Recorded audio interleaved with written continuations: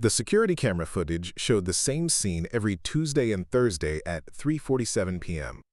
A woman in a faded cardigan would enter the Riverside Public Library, walk straight to the children's section, and sit beside a young boy who always arrived first. For 43 minutes, she would read aloud while he listened with the kind of attention most adults reserve for lottery numbers. What the camera couldn't capture was the man in the expensive suit who watched from behind the philosophy section, his hands trembling as he gripped a leather portfolio worth more than most people's cars. Before we jump back in, tell us where you're tuning in from, and if this story touches you, make sure you're subscribed, because tomorrow, I've saved something extra special for you. Margaret Chen had worked at the Riverside Public Library for 8 years, and in all that time, she had never seen anything quite like Timothy Walsh. The 11-year-old arrived every Tuesday and Thursday at exactly 3:30 p.m., navigating the familiar route from the bus stop to the children's section, with the confidence of someone who had memorized every crack in the sidewalk, every squeaky door hinge, every subtle change in carpet texture. His white cane moved methodically across the floor as he made his way to the same corner table, always choosing the chair that faced the large windows, where the afternoon sun created patterns he would never see but somehow seemed to sense. Margaret had noticed him during her first week on the job, sitting alone with a patience that seemed far too mature for his age, waiting for someone who never came. The library's children's section buzzed with the usual chaos of after-school energy. Kids sprawled across beanbags with graphic novels, teenagers clustered around computers pretending to do homework while actually scrolling through social media, and parents chased toddlers between the picture book shelves. But Timothy sat apart from it all, his small hands folded neatly on the table, his head tilted slightly as if listening to something only he could hear. Margaret's salary barely covered her studio apartment rent and student loan payments, but she had always believed that libraries were sanctuaries where everyone deserved equal access to the worlds contained in books. When she first approached Timothy's table, she had no grand plan, no awareness that she was about to become part of something that would change multiple lives in ways she couldn't imagine. "Hi there," she had said that first Tuesday, her voice gentle but clear. "I'm Margaret. I work here. Are you waiting for someone?" Timothy's face had turned toward her voice with startling precision. His eyes, a clear blue that seemed to look right through her, hadn't focused on her face, but his smile was immediate and genuine. "I'm Timothy. I come here to listen to people read. Sometimes the teenagers read their assignments out loud, and Mrs. Patterson from Reference occasionally does story time for the little kids." The simplicity of his explanation had hit Margaret like a physical blow. Here was a child who had discovered that libraries offered more than just books for people who could see them. They offered the sound of stories, the rhythm of language, the music of human voices bringing words to life. "What kind of stories do you like?" Margaret had asked, settling into the chair across from him. "All kinds," Timothy had replied without hesitation. "Adventure stories where people go on quests. Mystery stories where you have to figure out clues. Funny stories that make people laugh out loud. I like the sound stories make when someone really loves reading them." That afternoon, Margaret had read him 3 chapters from The Phantom Toll Booth, watching as Timothy's entire body became animated during the wordplay sections, his hands moving expressively as he laughed at jokes that relied on language rather than visual humor. When she finished, he had asked if she would be there on Thursday. The routine had developed naturally. Margaret would finish her cataloging duties, grab whatever book Timothy had requested from their previous session, and spend her legally mandated break time reading aloud. She never thought of it as charity or volunteer work. It was simply what the library was for, what books were for, what stories were meant to do. Timothy, she learned, lived with his grandmother in a small apartment 6 blocks away. His parents had died in a car accident when he was 7, the same accident that had taken his sight. His grandmother, Patricia Walsh, worked double shifts at the downtown hotel to make ends meet, which explained why Timothy spent so many afternoons alone, why he had learned to navigate the world with such fierce independence. "Grandma Pat reads to me sometimes," Timothy had explained during their second week together, "but she falls asleep in her chair. She works so hard. I don't mind, though. She does voices for all the characters when she's awake." Margaret had started bringing snacks from home. Crackers, fruit, sometimes cookies, she baked on weekends when her tiny oven cooperated. Timothy always accepted them, with the formal politeness of someone who had been taught proper manners but was also genuinely hungry. She pretended not to notice when he carefully wrapped half of whatever she brought, saving it for later. Their reading sessions became the highlight of Margaret's workdays. Timothy had an extraordinary memory for plot details and character names, often correcting her when she accidentally skipped a sentence or mispronounced an unfamiliar word. His questions revealed a sharp intelligence that had learned to process the world through sound, texture, and intuition rather than visual cues.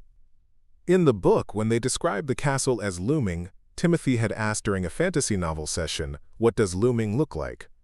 "I know it means big and scary, but how is it different from just saying big and scary?" Margaret had found herself developing new ways to describe visual concepts, learning to translate color and light and perspective into language that made sense to someone who experienced the world through entirely different senses. Timothy, in turn, had taught her to listen more carefully to the books they read, to notice the rhythm and music in prose she had previously read silently. What Margaret didn't know was that every Tuesday and Thursday a figure watched their reading sessions from the adult fiction section. The man was tall and impeccably dressed, his silver hair styled in a way that suggested expensive barbershops and his shoes polished to a shine that caught the library's fluorescent lights. He carried himself with the bearing of someone accustomed to boardrooms and first-class flights, but his eyes never left the corner where Margaret read aloud to Timothy. The man's name was Harrison Walsh, and he was Timothy's grandfather, Patricia's ex-father-in-law, a relationship severed by years of bitter legal battles and accusations that had torn the family apart after the accident. Harrison had built his fortune in telecommunications, turning a small regional company into a multinational corporation through a combination of ruthless business acumen and an ability to anticipate technological trends before his competitors. But all his success meant nothing when measured against the guilt that consumed him every time he saw his grandson navigating the world alone, a boy who didn't even know his grandfather existed, who had been deliberately kept away from the Walsh family money and influence by a grandmother who blamed Harrison for the circumstances that had led to her son's death. Harrison had hired private investigators to track Timothy's daily routines, had spent months learning the boy's schedule, his habits, his needs. The reports painted a picture of a child who was thriving despite circumstances that would have broken many adults, a boy whose blindness had somehow sharpened every other aspect of his intelligence and personality. The library visits had surprised Harrison. His investigators had described Timothy's friendship with the librarian in clinical terms, a low-income municipal employee who had formed an attachment to a disabled child, possibly seeking emotional fulfillment through acts of perceived charity. But watching Margaret and Timothy together, Harrison saw something his reports had missed entirely. This wasn't charity. This was a genuine connection, the kind of uncomplicated friendship that had nothing to do with obligation or pity. Margaret read to Timothy with the same enthusiasm she might bring to sharing a favorite book with a peer. Timothy listened with the engaged attention of someone who valued every word, every story, every moment of connection with another human being who saw books as doorways rather than objects. Harrison found himself returning to the library week after week, not just to observe his grandson, but to witness something he had lost, somewhere in the decades of corporate maneuvering and wealth accumulation. The simple pleasure of stories shared between people who had found something precious in each other's company. He began to understand why Patricia had fought so hard to keep Timothy away from the Walsh family influence. The boy was growing up with values that had nothing to do with money or status, learning that kindness was measured in time spent rather than dollars donated, that the most valuable gifts were often the ones that cost nothing but meant everything.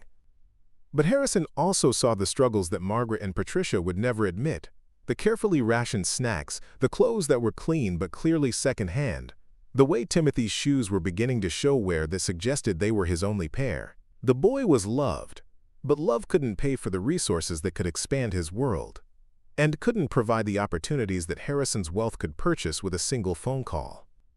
Hey!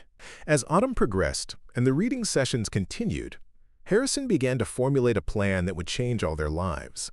But first, he needed to understand exactly what he was dealing with. Not just a poor librarian and a blind boy, but two people who had created something valuable out of circumstances that might have defeated others, something that deserved protection rather than disruption. Winter arrived early in Riverside, bringing with it a harsh, cold snap that turned the library into a refuge for more than just book lovers. Margaret noticed the increase in homeless individuals seeking warmth, elderly people stretching out their visits to avoid heating bills, and students who lingered longer because their homes lacked adequate study spaces. Timothy's visits became even more precious during these darker months. The afternoon sun that had once illuminated their corner was replaced by the library's harsh fluorescent lighting, but Timothy's enthusiasm for their reading sessions never dimmed. If anything, the boys seemed to sense the approaching holidays with an excitement that Margaret found both heartwarming and heartbreaking. "Do you think we could read some Christmas stories?" Timothy had asked in early December. His fingers tracing the edge of the table in a gesture Margaret had learned meant he was feeling particularly hopeful about something. "Grandma Pat says Christmas is about miracles, but I've never really heard stories about what miracles actually look like." Margaret had spent her weekend scouring the library's collection for Christmas stories that would resonate with Timothy's particular way of experiencing the world. She avoided the overly sentimental tales about sight being restored. Those felt too close to false hope, and instead chose stories about unexpected connections, about communities coming together, about the kind of magic that existed in ordinary moments transformed by extraordinary kindness. Their December reading sessions took on a special quality. Timothy's questions became more thoughtful, more personal. He asked about traditions Margaret had grown up with, about what snow felt like when it first started falling, about why people sang carols, and whether there was something about music that made winter feel less lonely. Preparing and narrating this story took us a lot of time, so if you are enjoying it, subscribe to our channel. It means a lot to us. Now back to the story. At school, they're doing a Christmas concert, Timothy mentioned during their second week of holiday stories. "I'm not in it because I can't read the music, but Mrs. Rodriguez, my teacher, says I have a good voice. She thinks maybe I could learn some songs by listening." Margaret felt a familiar pang at the casual way Timothy mentioned these small exclusions, the adaptations he had learned to accept as normal parts of his world. But she also heard something new in his voice, a growing confidence, a sense that perhaps there were possibilities he hadn't considered before. What Margaret didn't know was that Harrison Walsh had been making inquiries of his own. Through carefully placed phone calls to education consultants and specialists in services for visually impaired children, he had been learning about resources that Timothy had never been offered. Not because Patricia didn't care, but because she simply didn't know they existed, couldn't afford them, or couldn't navigate the complex systems required to access them. Harrison's investigation had revealed a world of adaptive technologies, specialized schools, music programs designed specifically for blind students, summer camps where Timothy could meet other children who shared his experiences. There were scholarships available, but they required applications and advocacy and knowledge of systems that Patricia, working double shifts and raising a child alone, had never had time to explore. More troubling to Harrison was what he learned about Timothy's school situation. The boy was attending a regular public school with minimal support services, relying primarily on audio textbooks and the goodwill of teachers who were doing their best with limited resources. Timothy was clearly intelligent enough to excel in more challenging academic environments, but without proper advocacy, he was being educated to the minimum standard rather than his actual potential. The weight of this knowledge sat heavily on Harrison's conscience. Every Tuesday and Thursday, he watched his grandson's animated face as Margaret read aloud, saw the sharp intelligence behind Timothy's questions and observations, and felt the accumulated guilt of 3 years of watching from a distance while the boy navigated challenges that money could easily solve. But Harrison also understood that Patricia's mistrust wasn't entirely unfounded. The Walsh family had a complicated history, and Harrison's own role in the events leading up to the accident that had claimed his son's life and Timothy's sight was something he had never fully confronted, even in his private moments. The tension came to a head during a particularly cold Thursday in mid-December. Margaret had arrived at the library to find Timothy sitting at their usual table, but something was different. His small shoulders were hunched in a way that suggested he was trying to make himself invisible, and when she approached, she could see that he had been crying. "Timothy? What's wrong?" The story came out in halting pieces. Timothy's school had informed Patricia that he would need additional support services to continue in regular classes, services that the school district couldn't provide without additional funding. There were options, specialized programs in other districts, private schools with experience in educating visually impaired students, but all of them required resources that Patricia simply didn't have. "Grandma Pat cried last night," Timothy whispered, his voice barely audible above the library's ambient noise. "She thinks maybe I should go to the state school for blind kids. It's really far away, and I would only come home for holidays. She says it might be better for me, but I don't want to leave. I don't want to waste our reading time." Margaret felt something break inside her chest. The injustice of it was staggering. A bright, curious child whose potential was being limited, not by his disability, but by economic circumstances that had nothing to do with his worth or capabilities. She thought about her own student loans, her empty savings account, her inability to offer anything more substantial than snacks and story time. "Have you talked to your grandmother about other options?" Margaret asked, though she suspected she knew the answer. "She says she's looked into everything. There aren't scholarships for kids like me, not really. And even if there were, we can't afford all the other stuff. The special computers, the transportation, the books. She's already working 2 jobs." Margaret spent the rest of their session reading A Christmas Carol, hoping that Dickens' story about transformation and second chances might provide some comfort. But her mind was racing through possibilities, resources she might be able to research, people she might be able to contact. From his position behind the biography section, Harrison Walsh heard every word of Timothy's quiet revelation. The private investigator's reports had mentioned Patricia's financial struggles in clinical terms, but hearing the reality through Timothy's innocent explanation was entirely different. This wasn't just about providing opportunities for a gifted child.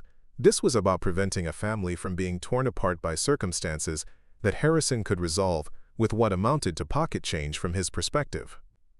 That evening, Harrison made a decision that would set the next phase of the story in motion. He called his personal attorney and his head of corporate philanthropy, and by morning he had a plan that would either heal old wounds or create new ones. But first he needed to understand exactly what he was dealing with. Not just the financial situation, but the relationships, the trust, the delicate ecosystem that Margaret and Timothy had created in their corner of the library. Harrison had spent decades in corporate negotiations, but this required a different kind of strategy entirely. He began by researching Margaret Chen's background, her education, her financial situation, her motivations. What he discovered surprised him. Margaret wasn't just a librarian who had befriended a disabled child. She was someone who had deliberately chosen public service, despite having the qualifications for more lucrative work. Someone whose student debt reflected choices to prioritize social impact over personal financial gain. Her master's degree in library science had been earned while working full-time, her thesis focusing on accessibility services in public libraries. She volunteered with adult literacy programs on weekends and had been quietly advocating for improved services for disabled patrons since her first week on the job. Harrison realized he wasn't just dealing with a kind person who had taken pity on his grandson. He was looking at someone who had built her entire career around the belief that everyone deserved equal access to information and stories, regardless of their circumstances. This changed everything about his approach, and as December progressed toward Christmas, Harrison began to formulate a plan that would require him to step out of the shadows and into the most challenging negotiation of his life. The envelope arrived at Patricia Walsh's apartment on a gray Monday morning in January, sandwiched between utility bills and credit card offers. The return address meant nothing to her: Coleman, Richardson and Associates, Legal Counsel. But the weight of the paper and the formal presentation made her hands shake as she opened it. Inside was a letter that would change everything, though Patricia couldn't have known it at the time. The law firm was writing on behalf of an anonymous benefactor who had learned of Timothy's educational situation and wished to establish a scholarship fund specifically for his needs. The amount mentioned was staggering, enough to cover not just tuition at the best private schools for visually impaired students, but also adaptive technology, transportation, and living expenses that would allow Timothy to remain at home. There was one condition. The family would need to attend a meeting to discuss the terms and meet with educational consultants who would help design Timothy's individualized program. The meeting was scheduled for the following Thursday, the same day as Timothy's regular library session with Margaret. Patricia stared at the letter for 20 minutes, reading it over and over until the words began to blur. Her first instinct was suspicion. In her experience, wealthy people didn't hand out life-changing amounts of money without expecting something in return. Her second thought was of Timothy, who had been unusually quiet since learning about the potential move to the state school, whose enthusiasm for their library visits had taken on a desperate quality, as if he was trying to store up every moment before they ended. When Timothy came home from school that Tuesday, Patricia showed him the letter. She watched his face carefully as she read it aloud, noting how his expression shifted from confusion to hope to a wariness that seemed far too mature for an 11-year-old. "Do you think it's real, Grandma Pat?" Timothy asked, his fingers finding the raised letterhead on the expensive paper. "Do you think someone really wants to help me stay here?" "I don't know, baby," Patricia replied honestly. "But I think we need to find out. We can't afford not to explore every possibility." That Thursday afternoon, Margaret waited at their usual table, but Timothy didn't arrive at 3:30. By 3:45, she was genuinely worried. In the months they had been meeting, Timothy had never been late without sending word through the reference desk. At 4 o'clock, she called the main number for Timothy's school and learned that he had been dismissed early for a family appointment. Margaret spent the rest of her shift distracted, checking the entrance every few minutes, and wondering if something had happened to Timothy or his grandmother. The rational part of her mind knew that an 11-year-old boy had many obligations beyond their reading sessions, but she had grown to depend on these meetings as much as Timothy seemed to. What Margaret couldn't have known was that Timothy and Patricia were sitting in a conference room 30 blocks away, facing Harrison Walsh for the first time in 3 years. The meeting had been carefully orchestrated by Harrison's attorneys to appear as routine as possible. Just another consultation with educational specialists and potential benefactors. But the moment Patricia saw Harrison, the carefully constructed facade crumbled. Her face went white, then flushed with an anger that had been building for 3 years of struggling alone, 3 years of watching her grandson navigate challenges that his grandfather's resources could have eased at any time. "You," she said, her voice barely controlled, "you're the anonymous benefactor." Timothy's head turned toward his grandmother's voice, confusion clear on his face. "Grandma Pat? Do you know this person?" The silence in the conference room was deafening. Harrison Walsh, who had negotiated billion-dollar mergers and faced down corporate boards, found himself unable to speak as he looked at his grandson. Really looked at him, for the first time since the boy was 8 years old. Timothy had grown tall for his age, his dark hair falling across his forehead in a way that reminded Harrison painfully of his son at the same age. But it was Timothy's bearing that struck Harrison most forcefully. The straight posture, the attentive way he held his head, the quiet dignity that had developed despite circumstances that might have broken other children. "Timothy," Harrison said finally, his voice rougher than he had intended, "I'm your grandfather, your father's father." The words hung in the air like a physical presence. Timothy's face went through a series of expressions. Confusion, recognition, something that might have been grief, and finally, a careful blankness that suggested he was protecting himself against disappointment. "I remember you," Timothy said quietly, "from before the accident. You had a big house with a pool, and you used to let me help you feed the fish in your pond. But Grandma Pat said you didn't want to see me anymore after I got hurt." Patricia's sharp intake of breath was audible throughout the room. "That's not, Timothy, that's not what I said." But Harrison understood immediately what had happened. In Patricia's efforts to protect Timothy from the legal battles and bitter accusations that had followed the accident, she had allowed the boy to believe that his grandfather's absence was a choice, rather than the result of court orders and restraining orders, and a family torn apart by grief and blame. "I never stopped wanting to see you," Harrison said, addressing Timothy directly. "I've been watching you at the library. I've seen how smart you are, how kind you are. I've seen you with Margaret, and I know what an extraordinary person you're becoming." Timothy's face turned toward Margaret's name with sudden intensity. "You know Margaret? How do you know Margaret?" And suddenly the carefully planned meeting became something else entirely. Harrison found himself explaining months of watching from a distance, of seeing Timothy's friendship with the librarian, of learning about Timothy's potential and his challenges and the resources that could help him thrive. "Harry in no one kansi." Patricia listened with growing anger and growing understanding. She began to see that Harrison's absence hadn't been abandonment. It had been compliance with her own demands for him to stay away, demands made in the immediate aftermath of the accident when she had been consumed with grief and looking for someone to blame. But she also began to understand that Harrison's surveillance, however well-intentioned, represented a level of wealth and influence that could have been helping Timothy all along. Every night she had fallen asleep worrying about Timothy's future. Every moment she had watched him accept limitations that weren't really limitations at all. Harrison had been watching too, with the power to change everything, and the paralysis of guilt preventing him from acting. "Why now?" Patricia asked finally. "Why are you coming forward now?" Harrison's answer surprised everyone in the room, including himself. "Because of Margaret. Because I watched her give Timothy something I couldn't buy. Genuine friendship, respect, joy in learning. She doesn't see him as a problem to be solved or a charity case to be helped. She sees him as Timothy, exactly as he is, and she's helping him become exactly who he's meant to be." Timothy spoke into the silence that followed. "Is Margaret in trouble? Did I do something wrong by being friends with her?"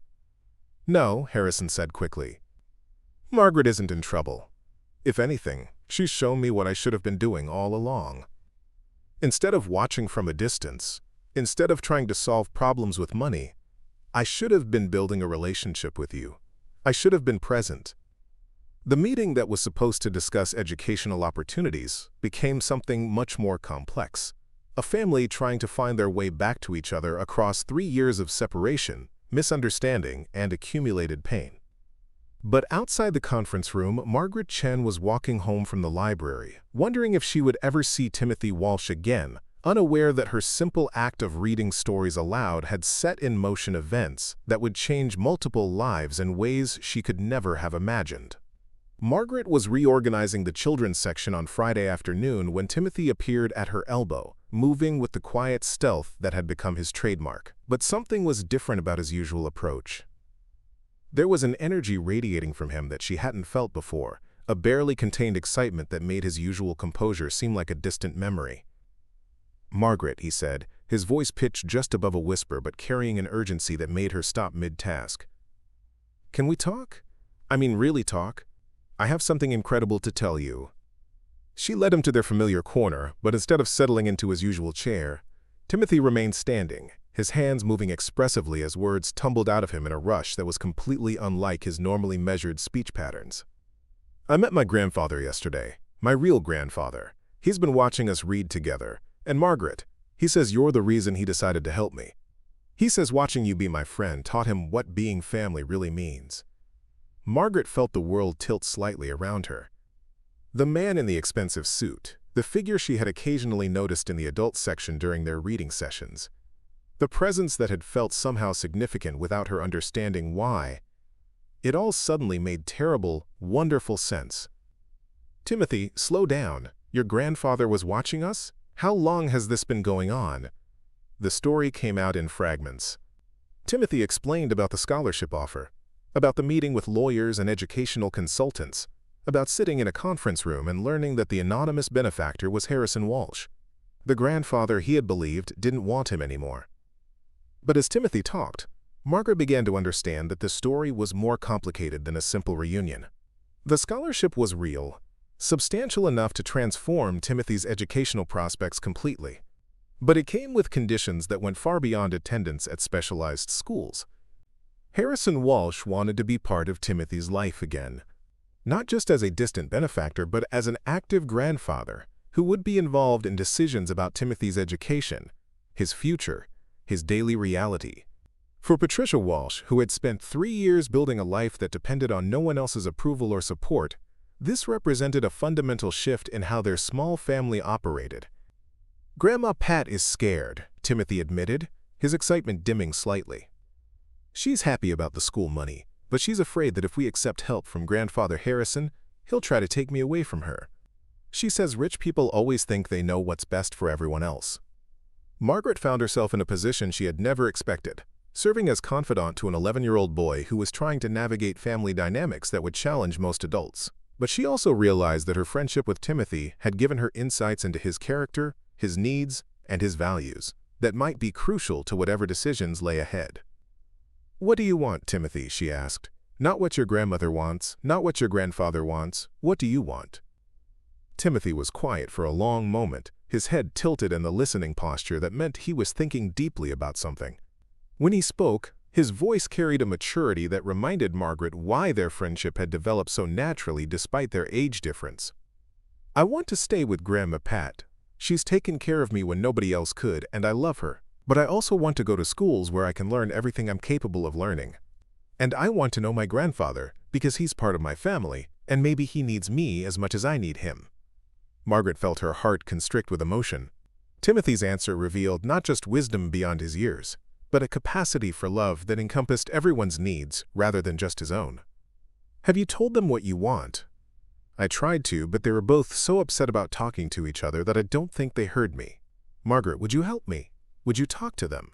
They both respect you, and maybe if you were there, they could focus on what's best for me instead of being angry about the past." Margaret's first instinct was to decline. She was a librarian, not a family counselor, and the Walsh family dynamics involved levels of wealth and legal complexity that were far outside her experience. But looking at Timothy's hopeful face, she realized that her friendship with him had already made her part of this story, whether she had chosen it or not.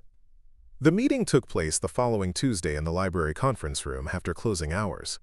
Margaret had suggested the neutral territory, reasoning that the library represented the common ground where everyone's best intentions had already been demonstrated. Harrison Walsh arrived first, and Margaret was struck by how different he looked from the distant figure she had occasionally noticed during their reading sessions. Up close, she could see the family resemblance to Timothy in the shape of his eyes and the way he held his head when listening carefully. But she could also see the weight of 3 years of regret in the lines around his eyes, the careful way he moved as if he was afraid of taking up too much space. Patricia Walsh arrived precisely on time, her posture defensive but her clothing carefully chosen for the formality of the occasion. Margaret recognized the signs of someone who had prepared for battle, but was hoping for peace. Timothy entered between them, his white cane tapping confidently against the familiar library floors, his presence somehow steadying both adults. The conversation that followed was unlike anything Margaret had ever witnessed. 3 years of separation, misunderstanding, and accumulated pain were laid out in careful, respectful detail. Patricia explained her fears about losing Timothy to a world of privilege that might change him into someone she wouldn't recognize. Harrison acknowledged his failures as a father and grandfather, his tendency to try to solve emotional problems with financial solutions, his grief over missing 3 years of Timothy's development.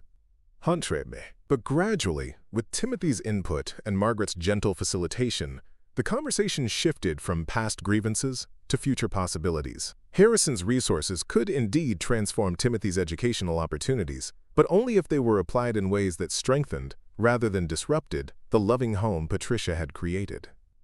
The solution they developed was more creative than anyone had initially imagined. Timothy would attend the prestigious Whitmore Academy for the visually impaired during weekdays but continue living with Patricia. Harrison would fund not just Timothy's education, but also Patricia's career transition.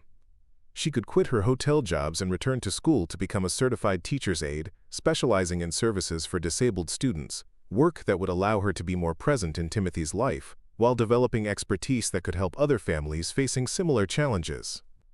Margaret watched this negotiation with growing amazement. The 3 family members were creating a support system that honored everyone's needs and fears while maximizing Timothy's opportunities.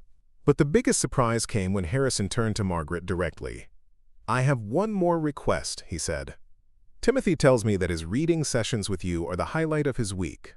Would you consider continuing that tradition, even as his schedule gets more complicated? And would you be willing to consult with the Academy about developing their library programs for visually impaired students? They've been looking for someone with your expertise and your understanding of how to make literature accessible to students like Timothy." Margaret felt tears starting in her eyes as she realized that her simple decision to read aloud to a lonely child had somehow evolved into an opportunity to influence how countless other visually impaired students would experience books and learning. 6 months later, Margaret stood in the newly renovated children's section of the Riverside Public Library, watching Timothy demonstrate adaptive reading technology to a group of younger students. He was taller now, more confident, carrying himself with the assurance of someone who knew he was valued and supported by a community of people who believed in his potential. Patricia Walsh had enrolled in her teacher certification program and was volunteering at the library's new Accessibility Resource Center. Harrison Walsh funded the renovation but visited regularly to read with Timothy and other students, learning that presence was more valuable than presence. And every Tuesday and Thursday at 3:30, Margaret and Timothy still met in their corner of the children's section. Sometimes they read alone, sometimes they were joined by other students from the academy, sometimes by Patricia or Harrison or other families who had heard about the program. But the core remained the same, a friendship built on shared love of stories, respect for each other's perspectives, and the understanding that the most powerful transformations often begin with the simple act of one person choosing to see the potential in another. Timothy was thriving at the academy, his grades reflecting abilities that had always been present but had finally found appropriate outlets. But more importantly, he was growing up surrounded by people who valued him not despite his blindness but as a complete person whose blindness was simply one aspect of a complex, intelligent, loving individual. As Margaret watched Timothy help a younger student navigate a new piece of adaptive technology, she reflected on how much their lives had changed because she had decided to spend her break time reading aloud. It hadn't felt like a grand gesture at the time, just a natural response to seeing someone who needed what she could easily provide. But that simple choice had reunited a family, transformed a boy's educational prospects, created new career paths for multiple people, and established programs that would help countless other students access the joy and knowledge contained in books. The story that had begun with a poor librarian and a blind boy had become something much larger. A testament to the power of genuine human connection to create changes that no amount of money could buy, but that money, when guided by love and understanding, could help sustain and amplify. And in the Riverside Public Library, every Tuesday and Thursday afternoon, the sound of stories being shared aloud continued to work its quiet magic, creating connections that would last far beyond any single book, any single reading session, any single act of kindness that had started it all. These. But gradually, with Timothy's input and Margaret's gentle facilitation, the conversation shifted from past grievances to future possibilities. Harrison's resources could indeed transform Timothy's educational opportunities, but only if they were applied in ways that strengthened, rather than disrupted, the loving home Patricia had created. The solution they developed was more creative than anyone had initially imagined. Timothy would attend the prestigious Whitmore Academy for the visually impaired during weekdays but continue living with Patricia. Harrison would fund not just Timothy's education, but also Patricia's career transition. She could quit her hotel jobs and return to school to become a certified teacher's aide, specializing in services for disabled students, work that would allow her to be more present in Timothy's life, while developing expertise that could help other families facing similar challenges. Margaret watched this negotiation with growing amazement. The three family members were creating a support system that honored everyone's needs and fears while maximizing Timothy's opportunities. But the biggest surprise came when Harrison turned to Margaret directly. "I have one more request," he said. "Timothy tells me that his reading sessions with you are the highlight of his week. Would you consider continuing that tradition, even as his schedule gets more complicated?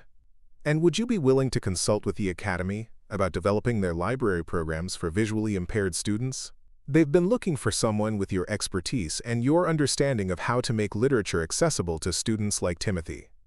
Margaret felt tears starting in her eyes as she realized that her simple decision to read aloud to a lonely child had somehow evolved into an opportunity to influence how countless other visually impaired students would experience books and learning. 6 months later, Margaret stood in the newly renovated children's section of the Riverside Public Library, watching Timothy demonstrate adaptive reading technology to a group of younger students. He was taller now, more confident, carrying himself with the assurance of someone who knew he was valued and supported by a community of people who believed in his potential. Patricia Walsh had enrolled in her teacher certification program and was volunteering at the library's new Accessibility Resource Center. Harrison Walsh funded the renovation but visited regularly to read with Timothy and other students, learning that presence was more valuable than presence. And every Tuesday and Thursday at 3:30, Margaret and Timothy still met in their corner of the children's section.